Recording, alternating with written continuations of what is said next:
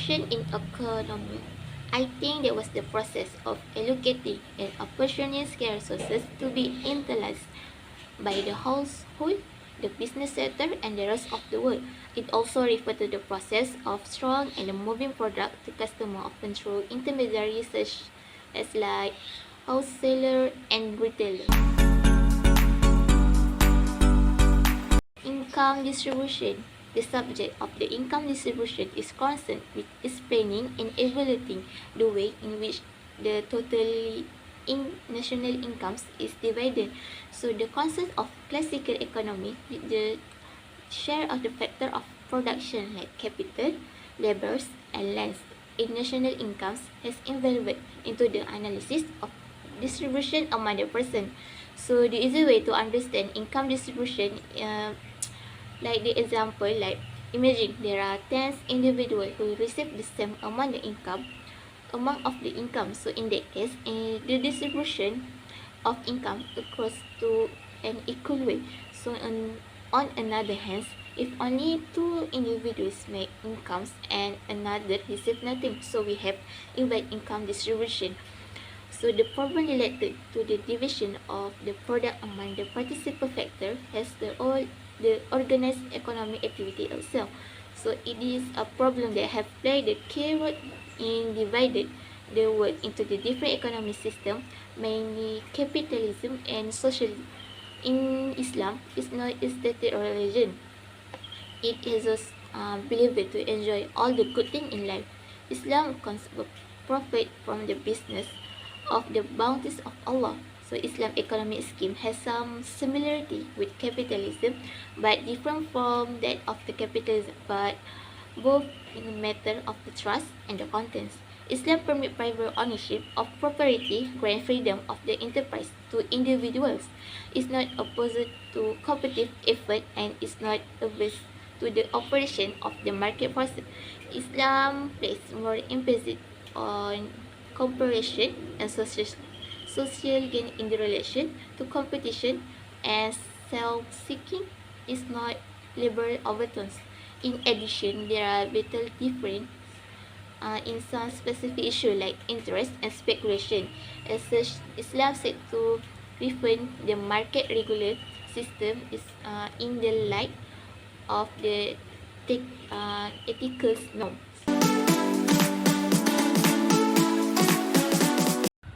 I think I can say that an ethical and capable administration guided by the Islamic principle in intervenes in the economy to ensure greater equity from the all. It accomplishes this by the ensuring in opportunities and incomes are distributed more fairly among individuals. This could entail establishing policy and innovators to support underprivileged. So make sure the companies follow the law and do not exploit the people, and guarantee that everyone has access to resources like healthcare and education. So the governments monitor to flow the of money, so ensuring that it is equitable and does not allow resident individual to acquire excessive wealth. Another have a very little. So the goal of the kind of the government is to establish a fair and equality and equal society in which the very person has opportunity. The Al-Quran reminds us of time and again that the people many different from the another regarding the sustenance granted to them of the create of the Almighty have an equal right to livelihood from the accessible treasure of the earth and the heaven. So the option inference is that one primary consideration government money income distribution in Islam in the fulfillment of the minimum need of all members of the community. So we should see the Islam approach to the to distribution equity inequality different from the customary mainstream approach from the making incomes distribution less skewed and the flat top of making income distribution I mean Islam means to preventing the emergence of the melody created then treated it after it was appreciated. So the element of the grand scheme flow from the oil providing concept is the amanah that was stressed. The concept of the elaborated in the latter of the section.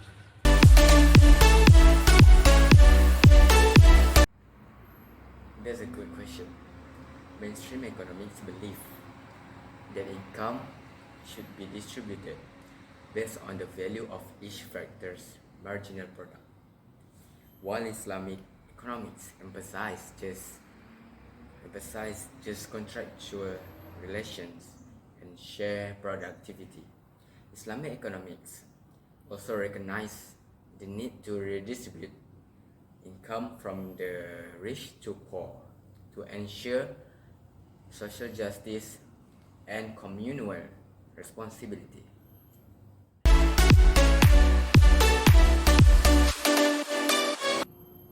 That's also the good question. I love that question. By the way, the Islamic concept of amanah emphasizes the wealth belongs to Allah and should be shared to meet the basic needs of all individuals. This inspires income redistribution from the rich to the poor, recognizing the responsibility to care for those who cannot participate in the productive process. In essence, amanah guides the approach to income redistribution and ensures that the fulfillment of basic needs in Islamic economics.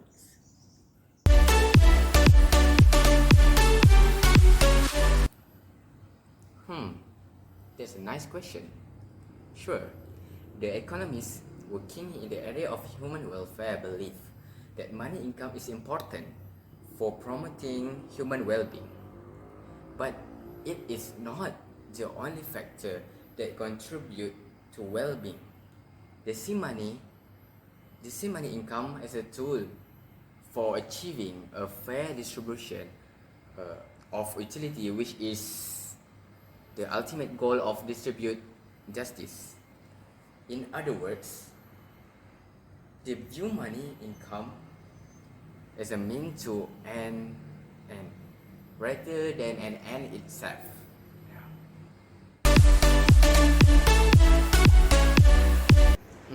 For your information, the policy goals for income distribution from an Islamic perspective. One of the primary goals is to ensure the fulfillment of the minimum needs of all members of the community, which includes basic necessities such as food, clothing, shelter, education, and healthcare. This is considered as a fundamental right for all individuals, and the Islamic teachings emphasize the importance of fulfilling these needs. Another policy goal is the concept of income floors, which aims to ensure a minimum level of income for all individuals. This is based on the idea that everyone has right to a basic standard of living, and income floors help to ensure that this standard is met. This policy goal is also rooted in Islamic teachings, which emphasize the importance of social justice and the equitable distribution of wealth. However, the position on income ceiling is not very clear in Islam. While income floors improve income distribution, ceilings are prone to encourage black marketing and corruption. This is because when there is a limit on how much an individual can earn, they may resort to illegal way or illegal means to earn more money. Therefore, the Islamic perspective on income ceilings is not well defined, and it is important to consider the potential impact of such policies on the distribution of wealth. Overall, the policy goals for income distribution in Islam reflect the emphasis on addressing the minimum needs of individuals while also promoting social justice and equitable distribution of wealth. The concept of income floors is a key policy goal, while the position on income ceilings is less clear and requires further consideration. Thank you.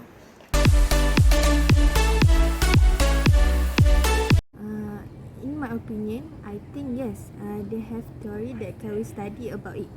They have 3 theories about it. It's from John Bates Clark, Ibn Khaldun, and Marx. First, from John Bates Clark, he came up with the theory after observing and trying to explain how much firms should pay their workers. Second, from Ibn Khaldun, he had argued as early as 1406 that labor was the source of all value, and this was supported by Ricardo as well. Third, from Marx, he had demonstrated that exploitation of labor was inevitable in the capitalist system of production.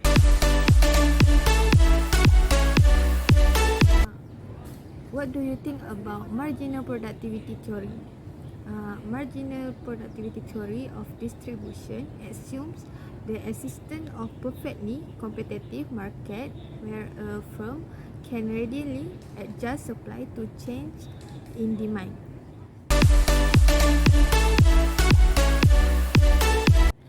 Okay, I can explain more about marginal productivity to you. So I will give you a simple way to you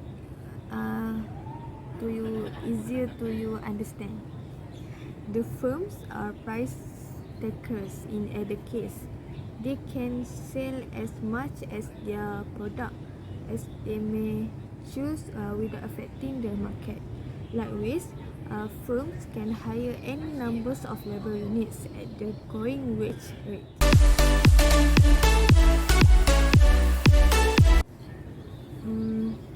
The marginal productivity theory has attracted a lot of criticisms from its very inception, and much of this criticism remains valid. Special problems arose when attempts were made to determine profits and interest in terms of marginal productivity. Some important points among others are: first, the final output of a firm's industry or economy is the result of a combinative effort of land, labor, capital, and enterprise. Land, labor, capital, enterprise is the source of the economy. If these 4 items not in the industry, the final output will not be a successful output. So, it is impossible to separate their individual contribution from the aggregate.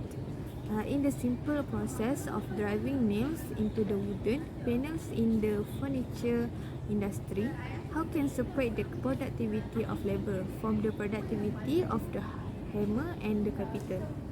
Second, the money value of the marginal product of labor is its marginal physical product multiplied by its price.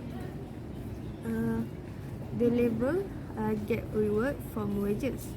They choose the work that has higher wages. This is because they have to improve their life with higher income that can be responsible for their life. Wages are cost for the firms, but at the same time, income for the workers. The third point is the addition of an individual would depend on the relative price of the factor in the market and the quantity of each that is sold in the market. Individuals owning land and capital will get income influenced by these factors if they work. For example, land is used for rent to people, and from rent, the owner will get income.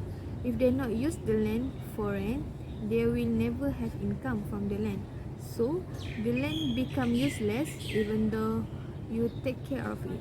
Take care about it.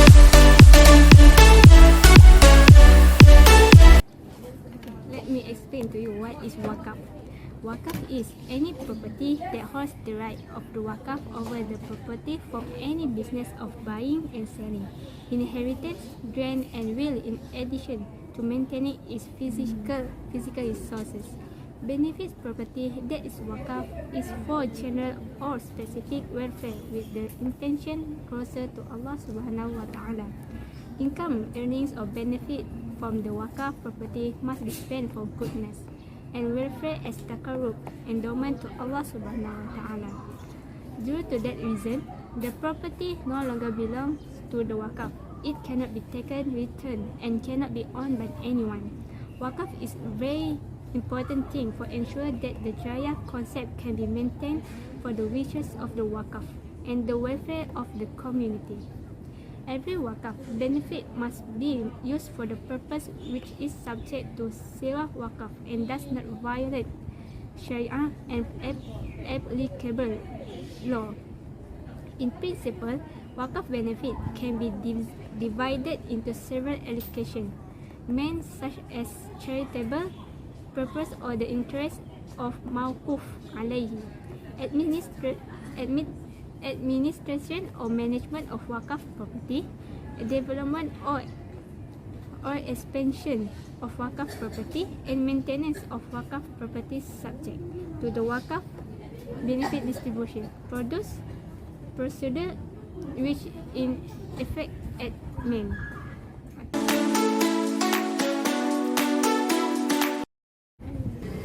Okay, the provision of wakaf. Okay, let me show you from the Quran, Surah Al-Imran ayat 19 mean you will never achieve righteousness until you donate some of what you cherish, and whatever you give is certainly well known to Allah.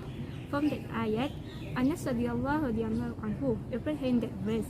Abu Talha has asked Rasulullah SAW for further clarification about the meaning of the verse. The Prophet ﷺ has explained that among the intended property, sedekah, this verse is wakaf. There was also in hadith from Abu Hurairah radhiyallahu anhu that the Prophet ﷺ said, when a person dies, his deeds are cut off from him except for three things: charity, knowledge that is benefit, and a pious son who prays for him. Imam Nawawi has explained about the hadith. The scholars said the meaning of this hadith is the practice of the dead that is interrupted by the cause of death, except for three things, namely the prayer of a pious child, beneficial knowledge, and sadaqah jariyah, wakaf. In addition, wakaf Islamic endowment and public trusts are institutions for the members of the committee for voluntary non. They transfer wealth from private ownership to social custody. Social custody promoting collective welfare. Muslims have wholeheartedly respond. In addition, wakaf, Islamic endowment, and public trusts are institutions for the members of the committee for voluntary non. They transfer wealth from private ownership to social custody, promoting collective welfare. Muslims have wholeheartedly responded to this noble call of their religion from its very inception.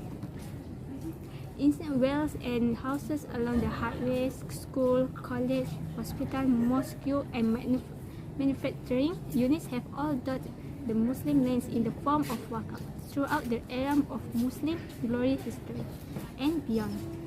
The revival of wakaf, including knowledge wakaf, is of late on the Muslim communities.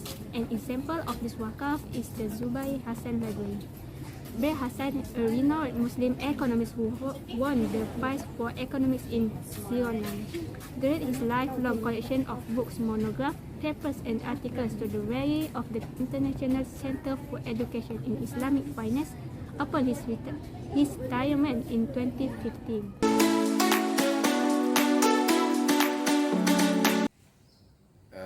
Ustaz, is it zakat is one of distribution that conforms to Islamic economic principles? Yes, zakat is one of distribution that conform to Islamic economic principles. Islamic economics is based on identifying people and seeking God pleasures. Islamic economy also has the nature of ihsan. Because of this, he believed in happiness that involve heaven and hell, and success, that is al-falah. Surplus, wealth with the rich is viewed as being held in amanah for others in Islam. It's introduced into the picture of number of redistributive measures. The main one are infaq, that is spending in the way of Allah, that is zakah, being the obligatory floor mean for spending on specified heads. They transfer wealth from private ownership to social custody for promoting collective welfare. Muslim have a wholeheartedly respond to this noble call of their religion from its very inception. A number of people acquire great rich through honest means, while many others remain needy and poor. But since the surplus with the rich is an amanah, Islam introduced into the picture its grand principle of infaq. For spending in the way of God, the Quran mentioned infaq, sadaqah and zakah. About income distribution and welfare, human welfare is composite or whole. Its bifurcation into economic and non-economic could only be arbitrary, taking the utilities and these utilities from non-economic source, such as sex, weather, religion and others, would involve endless impractical, imprecise calculation. The concept of distribution equity is defined primarily in terms of money income. Of course, this approach has its own limitation, but only balance seems to be a better alternative than the one based on individual utilities, that it's accordance with the concept of wakaf or zakat. The Quran reminds us time again that even though people may differ from one another in regard to the quantum of risk sustenance granted to them, all creatures of Almighty have an equal right to livelihood. His inexhaustible treasure of the earth and the heavens. The obvious inference is that one prime consideration governing money income distribution in Islam in the fulfillment of the minimum needs of all members of the community. In the distribution of zakat, the concept of amanah makes the Islamic approach the issue of equity in distribution qualitatively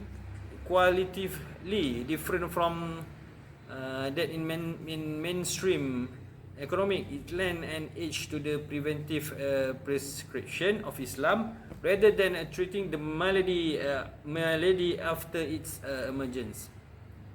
Amanah is fundamental Islam, albeit other religion also subscribe to the notion. In Islam, amanah seek to convert the mundane ends of man into the means of attaining spiritual height, his eventual goal.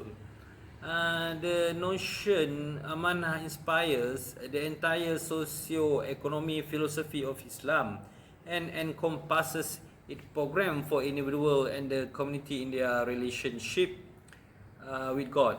The notion of amanah tends to bring about harmony between the individual interests and the social concern in the pursuit of wealth. The impact of amanah on could prove to be a great consequences for distributive justice. Therefore, the conclusion is indeed zakat is a form of economy in Islam that can help in terms of distribution of those in need according to the guideline in Islam.